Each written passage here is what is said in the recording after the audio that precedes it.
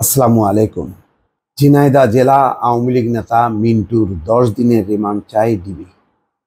দর্শক বুঝতেই পারছেন যে ডিবি যখন মিন্টুর 10 দিনের রিমান্ড চায়, তার মানেই হচ্ছে যে এই পুরো হত্যাকাণ্ডের সঙ্গে মিন্টুর যে একটা সংশ্লিষ্টতা ছিল।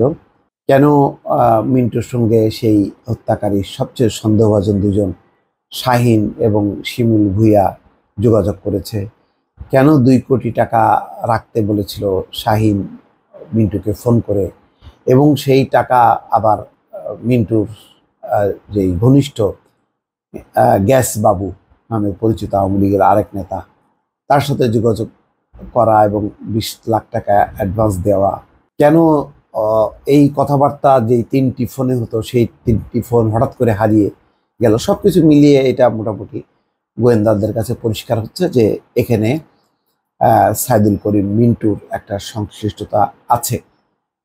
সেই কারণে আরও বিস্তৃত পরিসরে তদন্তের জন্য তারা 10 দিনের রিমান্ড চায় আনুষ্ঠানিকভাবে। প্রথমে ধারণা করা হচ্ছিল যে হয়তো জিজ্ঞাসাবাদের জন্য তাকে ডাকা হয়েছে, না, এখন বোঝা যাচ্ছে যে তাকে একেবারেই মানে পিন পয়েন্ট করা হয়েছে, এবং যেহেতু তার আগে গ্যাস বাবুকে, তার ঘনিষ্ঠ গ্যাস বাবুকে ডিবি আটক করেছে, গ্যাস বাবুর কাছ থেকে তথ্য পেয়েছে, ফলে আস্তে আস্তে জাল গোটানো হচ্ছে, বোঝাই যাচ্ছে। এবং একই সঙ্গে খুবই দুঃখজনকভাবে বোঝা যাচ্ছে যে ওই সীমান্ত অঞ্চলের রাজনৈতিক নেতৃত্ব যে সীমান্ত কেন্দ্রিক চোরাচালানকে পৃষ্ঠপোষকতা করে, সেটাও সামনে চলে আসলো, অন্তত ঝিনাইদহ অঞ্চল দিয়ে।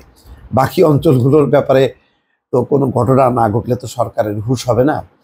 তো ধারণা করা যায় যে শুধু ঝিনাইদহ না, ঝিনাইদহ, যশোর, কুষ্টিয়া, এরকম বহু অঞ্চলের এই রাজনীতিকরা, তারা এই সীমান্ত কেন্দ্রিক চোরাচালানের, তারাই গডফাদার, তারাই সিন্ডিকেট, তারাই পরিচালনা করে। এটা অন্তত এই ঘটনার মধ্য দিয়ে, দুঃখজনক এই ঘটনার মধ্য দিয়ে সামনে চলে আসলো। সামনে কি করবে, নাকি এইটুকের মধ্যেই সরকার সীমাবদ্ধ থাকবে, সেটা তাদের ব্যাপার। আর যদি সত্যি সত্যি জিরো টলারেন্স ঘটাতে চায়, আওয়ামী লীগকে যদি রাজনৈতিকভাবে জীবিত রাখতে চায় বর্তমান সরকার, তাহলে এই অভিযানটা খুব দরকার। পরিচ্ছন্ন রাজনীতিকরা আসুক রাজনীতিতে, আর যারা এই ধরনের অপকর্মের সঙ্গে যুক্ত তারা নিঃশেষ হয়ে যাক, সেটাই চাওয়া উচিত আওয়ামী লীগের, অন্তত দীর্ঘ দিনের পুরনো একটা রাজনৈতিক দল হিসাবে। যা খবরে আসি, খবরে বলা হচ্ছে যে এমপি আনোয়ারুল আজিম আনারকে হত্যার উদ্দেশ্যে অপহরণ মামলায় গ্রেপ্তার ঝিনাইদহ জেলা আওয়ামী লীগের সাধারণ সম্পাদক সাইদুল করিম মিন্টুর 10 দিনের রিমান্ড আবেদন করেছে গোয়েন্দা পুলিশ। বৃহস্পতিবার ঢাকা অতিরিক্ত মেট্রোপলিটন ম্যাজিস্ট্রেট মোহাম্মদ তোফাজ্জল হোসেনের আদালতে এই শুনানি অনুষ্ঠিত হবে। এর আগে তাকে আদালতে হাজির করা হয় সাইদুল করিম মিন্টু, ঝিনাইদহ জেলা আওয়ামী লীগের সাধারণ সম্পাদক ও সাবেক পৌর মেয়র। মঙ্গলবার বিকেলে রাজধানীর ধানমন্ডি এলাকা থেকে তাকে হেফাজতে নেয় ডিবি। আটকের কথা জানাজানি হওয়ার পর বুধবার সকালে ঝিনাইদহ শহরের পায়রা চত্বরে প্রতিবাদ জানিয়ে স্বেচ্ছাসেবক লীগ মানববন্ধন ও বিক্ষোভ মিছিল করে।